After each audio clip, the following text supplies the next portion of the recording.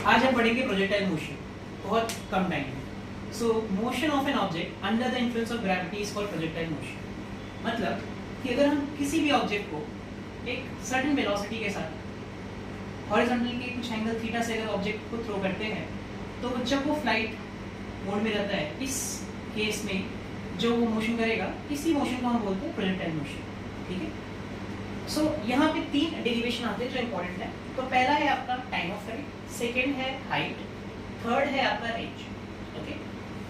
सो हम समझते हैं पहले कि इसके कंपोनेंट्स कैसे हम डिराइव करते हैं। सो कंपोनेंट के लिए अगर हम किसी ऑब्जेक्ट को एक certain velocity u initial velocity से यहाँ पे छोड़े with angle theta from the horizontal, तो यहाँ पे इसके हम कंपोनेंट दो कर सकते हैं। एक कॉस कंपोनेंट जिसमें थीटा है, जिसमें थीटा नहीं है उसे हम शॉर्ट में u sin थीटा भी हम करते हैं, शॉर्टकट होता है। फिर एक सर्टेन हाइट के बाद यहाँ पे अगर हम बात करें तो वो u जो है वो v हो जाएगा, क्योंकि अब वेलोसिटी उसकी चेंज हो चुकी है because under the influence of gravity. Gravity हमेशा नीचे लगेगी। ठीक है। तो इसके अगर हम यहाँ पे कंपोनेंट करें तो एक आएगा v cos थीटा, एक आएगा v sin theta. But v cos theta will never change, इसीलिए हम इसको u cos थीटा और v cos थीटा को सेम ही मानते हैं, क्योंकि ये कांस्टेंट होता है। क्योंकि हॉरिजॉन्टल वेलोसिटी को कोई भी अपोज करने के लिए नहीं है, तो वो किसी इन्फ्लुएंस में नहीं है। जो भी इन्फ्लुएंस है यहाँ पे वो सिर्फ ग्रेविटी का इन्फ्लुएंस है, जो कि वर्टिकल कंपोनेंट्स को ही चेंज कर सकता है, हॉरिजॉन्टल को चेंज नहीं करेगा। Eight the top y component वाला भी जीरो, बट उसके x कंपोनेंट जीरो नहीं होगा। तो एट द टॉप कभी भी वेलोसिटी जीरो नहीं होती, याद रखना, क्योंकि उसका cos कंपोनेंट जीरो नहीं होता, sin कंपोनेंट जीरो होता है, मतलब वर्टिकल कंपोनेंट जीरो हो जाएगा, हॉरिजॉन्टल कंपोनेंट का कांस्टेंट ही रहेगा। तो इस केस में आपका जो x कंपोनेंट आएगा, अगर मैं उसको sx के टर्म में लूं तो ये हो जाएगा x। अगर मैं x रेंज की बात करूं या उसको रेंज के टर्म में बनेंगे तो हम r लिख सकते हैं। वैसे इसकी जो वेलोसिटी होगी, x कंपोनेंट जो होगा उसका वो हो जाएगा u cos थीटा या v sin थीटा भी, क्योंकि वो सेम ही है इसलिए हम उसको कांस्टेंट लिखते हैं। और अगर वेलोसिटी कांस्टेंट है तो उसका एक्सेलरेशन क्या हो जाएगा, बाय डिफॉल्ट जीरो हो जाएगा। सेम वही y कंपोनेंट की अगर हम बात करें जो वर्टिकल होगा ऊपर या नीचे, इस कंडीशन में आपका जो sy होगा, जो उसने वर्टिकल डिस्टेंस कवर किया होगा, जो यहाँ पे इंडिकेट करते हैं hmax, वो हो जाएगा आपका sy या y लिख सकते हो। अगर उसके वर्टिकल कंपोनेंट्स ऑफ वेलोसिटी की बात करो तो इनिशियल कंपोनेंट हो जाएगा उसका u sin theta, as you can see over here, and जो उसका एट द टॉप होगा वो हो जाएगा जीरो। और अगर इन बिटवीन कहीं देख रहे हो तो उसके साइन कंपोनेंट के टर्म में आ जाएगा। तो ये एट द टॉप वाला कंडीशन है जिसके बेस पे हम सभी डेरिवेशन को सॉल्व करते हैं। ay कंपोनेंट जो हो जाएगा, क्योंकि यहाँ पे वेलोसिटी वैरी कर रही है तो एक्सेलरेशन होगा, और वो है under the influence of gravity, जो कि कांस्टेंट है, इसलिए g आएगा। नेगेटिव साइन इसलिए है क्योंकि g का डायरेक्शन होगा नीचे, और हम जो बात कर रहे हैं वो है ऊपर, इसलिए यहाँ पे नेगेटिव साइन आता है, एक्सेलरेशन ड्यू टू ग्रेविटी। सो अब ये जो तीन डेरिवेशन जो हम करेंगे उसका जो फाइनल आंसर है, तो time of flight, maximum height and range के लिए वो कैसे आएगा वो समझते हैं।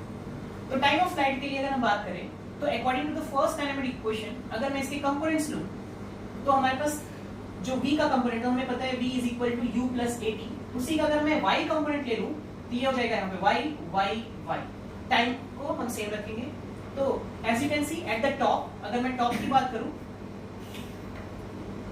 तो हमें पता है एट टॉप क्या हो जाएगा, एट टॉप पे हमारी जो वर्टिकल कंपोनेंट ऑफ वेलोसिटी रहेगी वो जीरो हो जाती है। u कंपोनेंट जो रहेगा हमारा वो u sin थीटा हो जाएगा, ay जो होता है वो माइनस g होता है, तो you have to just substitute here, so you get the equation minus gt। अगर वो साइड शिफ्ट करेंगे तो आपका आ जाएगा plus gt, and then time will be this u sin theta by g। Time of flight जो होता है वो 2 टाइम ऑफ द, यहाँ से यहाँ तक का जो भी हमें समझ आएगा वही समय यहाँ से यहाँ तक के लिए लगता है, तो वो हो जाएगा 2 time of the time from bottom to the top. So आपका टाइम ऑफ फ्लाइट हो जाएगा 2u sin theta by g। Maximum height के केस में अगर हम बात करें तो पहले हम हाइट की बात करते हैं। हाइट में हम जो यूज करते हैं वो थर्ड काइनेमेटिक इक्वेशन यूज करते हैं, क्योंकि ये इजी होता है, हम सेकंड काइनेमेटिक से भी सॉल्व कर सकते हैं, बट यहाँ पे हम 4 स्टेप्स में डेरिवेशन को सॉल्व कर सकते हैं, तो इसलिए हम थर्ड काइनेमेटिक इक्वेशन यूज करते हैं। So v square is equal to, यहाँ पे जो होता है v square is equal to u square plus 2as।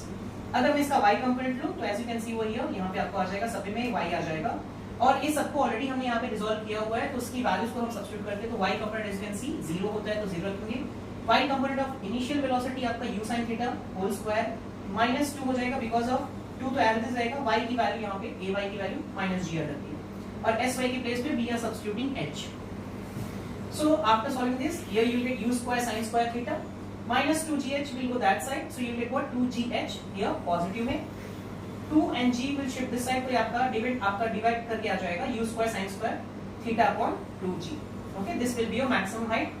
Actually इसको हम हाइट बोलते हैं। मैक्सिमम हाइट की कंडीशन ये है कि अगर आप एंगल 90 रखो, मतलब किसी भी ऑब्जेक्ट को अगर आप हॉरिजॉन्टल के कंपेयर में 90 डिग्री पे ड्रॉप फेंकोगे, थ्रो करोगे, तो आपका जो यहाँ पे हाइट कवर करता है वो आता है u square by 2g.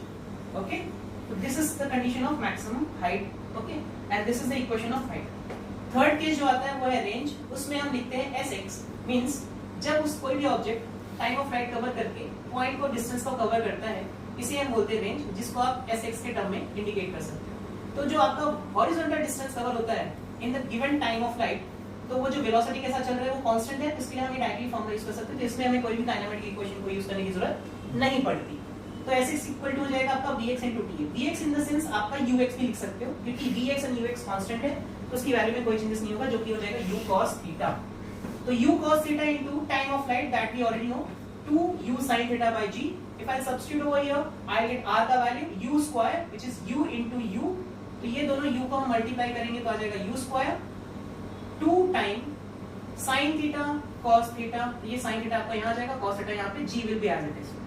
Now there is a formula for this, ये हमें पता है क्या है, ये होता है आपका sin 2 theta is equal to 2 sin theta cos theta, that we can substitute over here to get the answer. So finally आपका आंसर ये हो जाएगा। अब इसमें एक क्वेश्चन आता है बच्चों को, जो कॉमन डाउट आता है कि सर हम ये फॉर्मूला कब यूज कर सकते हैं और ये फॉर्मूला कब यूज कर सकते हैं। तो एज यू कैन सी, अगर हम यहाँ पे थीटा की वैल्यू मैक्सिमम जो हम रख सकते हैं वो है 45, तो अगर आपकी वैल्यू थीटा की जो वैल्यू है यहाँ पे जो भी आपको दे दे 45 या उससे कम, उस केस में हम ये फॉर्मूला यूज कर सकते हैं, क्योंकि हमेशा जो भी एंगल देगा उसको हमें 2 से मल्टीप्लाई करना। तो जैसे 45 है तो 45 का 2 टाइम करेंगे तो आ जाएगा 90 डिग्री। इसकी वैल्यू तक आप जानते हो क्योंकि इसकी वैल्यू हो जाएगी 1। बट अगर सपोज मैंने वैल्यू दे दी है 47, इस केस में अगर हम यहाँ पे अप्लाई करेंगे तो 47 हो जाएगा आपका 47 into 2 टाइम, तो वो मोर देन 90 हो जाएगा। इस केस में थोड़ा सा कॉम्प्लिकेटेड हो जाता है, तब इस कंडीशन में हम ये फॉर्मूला यूज ना करके हम ये फॉर्मूले की तरफ जाएंगे, क्योंकि इसमें sin 47 एंड cos 47 इजीली हम सॉल्व कर सकते हैं। लेट्स से फॉर एग्जांपल जो इजी हो वो है 60 डिग्री, तो sin 60 डिग्री के लिए हमें क्या करना पड़ेगा, 2 टाइम, तो sin 120 हो जाएगा। अब उसको कन्वर्ट करोगे 90 + 30, सो इट्स बेटर कि आप यहाँ पे आ जाओ 2 टाइम sin 60 cos 60, यहाँ पे इजीली आप इसको वैल्यू सब्स्टिट्यूट कर सकते हो और उसको सॉल्व कर सकते हो। तो if the angle is more than 45 degree, go for this formula. If it is less than 45 degree or till 45 degree, we can use this formula. Okay? Now there's a one important topic जहाँ पे बच्चे बहुत गलती करते हैं, वो है कि मैक्सिमम हाइट और मैक्सिमम रिलेशन का डाउट। ओके, सो जब हम बात करते हैं मैक्सिमम रेंज, तो मैक्सिमम रेंज का कंडीशन क्या है यहाँ पे, वो है 45 डिग्री। जब हम 45 के एंगल पे किसी भी ऑब्जेक्ट को थ्रो करते हैं तो वो मैक्सिमम हाइट कवर तो नहीं करती, लेकिन मैक्सिमम रेंज जरूर कवर करती है, जो हम जैवलिन थ्रो में देखते हैं। तो उसके लिए आपका r max क्यों 45 क्यों करते हैं, क्योंकि ये 2 टाइम ऑलरेडी हो जाएगा, तो sin 90 हो जाएगा, उसकी मैक्सिमम वैल्यू 1 ही होती है, तो sin 90 हो जाएगा आपका 1, तो r max आएगा u²/g। ओके, अब इसी कंडीशन पे अगर हम h max की वैल्यू में बात करें तो वो हो जाएगा u² sin² 45 डिग्री, क्योंकि ये फॉर्मूला है आपका। तो डायरेक्टली 45 करेंगे तो sin 45 होता है आपका 1/√2, 1/√2 का होल स्क्वायर करोगे तो आपका फाइनल आंसर आएगा 1/2।